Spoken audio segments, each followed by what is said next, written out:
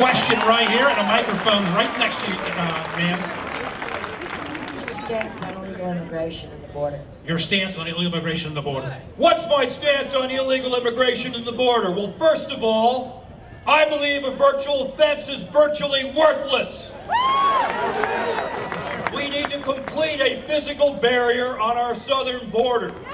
It makes the jobs of our Border Patrol more safe. It keeps them more secure from cross-border attacks and people running back across, and it makes them far more effective. And Barbara Boxer has been flip-flopping on that issue year after year. Number two, no amnesty.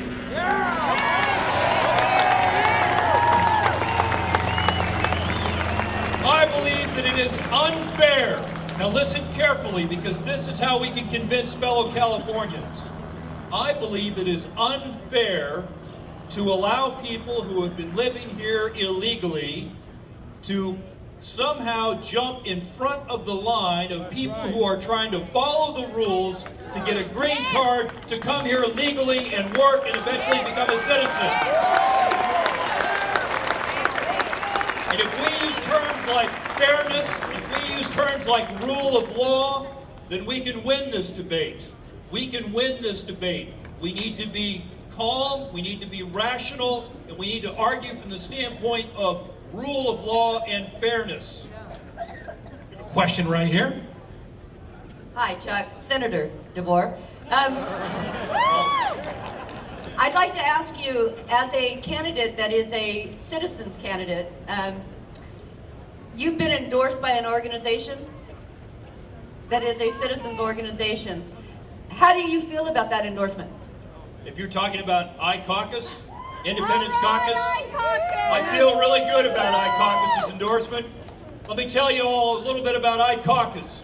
They grew out of Utah in the 2008 election, where there was a Republican that was starting to act like he was very comfortable with his life in Washington, D.C., making big deals, earmarks, raising taxes, you know, those things that people do when they've been in office for a long time. And there was a grassroots candidate that challenged him in the Republican primary, and he was outspent about 10-to-1 plus. But you know something? He had a secret weapon. He had we the people. And now Jason Chaffetz is a congressman, even though he was outspent over 10-to-1 by the special interests. That's what iCaucus can do. Never let them discourage you. Never let the left discourage you and say that your individual effort can't overmatch money and special interests. Before we go to our next question, I want to say this. I've watched Chuck look, you're seeing him take questions from the audience. I've watched Chuck DeVore crisscross the state and take questions at Tea Party rallies and events. And then I watched Carly Fiorina show up at a Republican County meeting at Town and Country Hotel.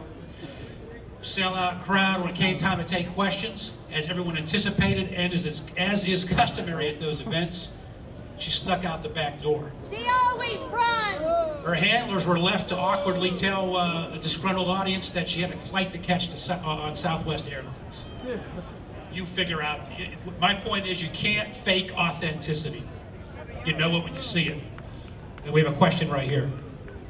Will you please tell us what your stance on abortion is? My stance on the issue of abortion is very straightforward.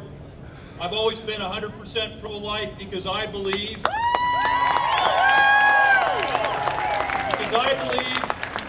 that there is no point that you can point to whereas you go back in time and you say, no, this is somehow not a human anymore, this is just a blob of cells.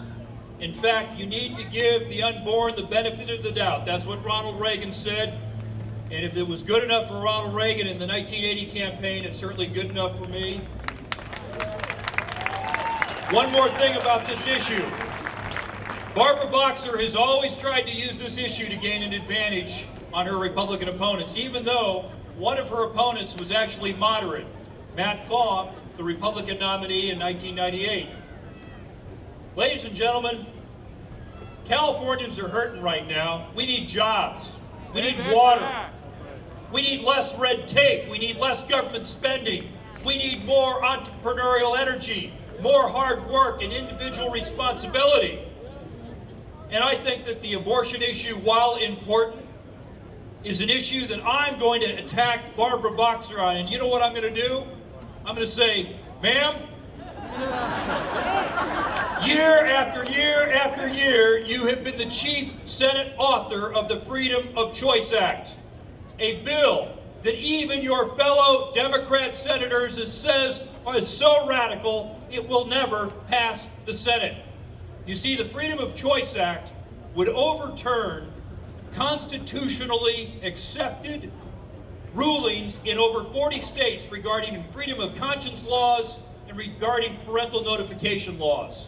And yet, while California has been suffering under the mismanagement of big government, Barbara Boxer keeps wasting time on this radical agenda. So what have you done for jobs, Barbara Boxer? Nothing. Nothing. Thank you so much for being here today. God bless you in Oceanside. Before Chuck DeVore goes, you know, folks, we all know that the liberal left controls the pop culture, from Hollywood to the New York Times, the LA Times, to CNN. How many of you are aware that Don Henley of the Eagles is suing Chuck DeVore, trying to shut up his freedom of speech? Not because of any monetary reason, but because of his political ideology. We have like 2 minutes. Can you tell this story in 2 minutes? Yes. Well, that's a great point. Don Henley of the Eagles has contributed $750,000 to the left over the years, including $9 grand to Barbara Boxer and $10 grand to Barack Obama. He has made songs that he attributes leftist meaning to. And so I was out campaigning east of Bakersfield, and I saw an Obama sticker on a Prius, and it was kind of sun-faded. And I thought of that line from the Don Henley song, I saw a deadhead sticker on a Cadillac, right? You can't look back, you can't look back, right? A little voice inside my head said, you can't look back, you can't look back. And I thought, I'm going to turn that Henley song into a parody song and go after Henley and go after Barack Obama. So I did. And it got some traffic on YouTube until Don Henley shut it down. So then I decided to do another one, the All She Wants to Do Is Dance song, and we turned it into All She Wants to Do Is Tax, about Barbara Boxer and cap and trade. And we released that the day before the Tea Parties last year on April 14th. It went viral immediately until he sued and shut it down. So now he is trying to prevent me from using his songs for parodies, just like Shanklin does on the Rush Limbaugh show. And he's trying to drain us of our resources because he understands that conservatives almost never use culture and Hollywood to their advantage. Culture and Hollywood are too important to leave as the sole domain of the left. So that's why we're using it, and we expect to win. And when we do, I may write a few more parody songs. All right, Chuck DeVore. By the way, these are some of the conversations and issues and items that you would hear, and those of you do hear who tune into the Rick Amato Show.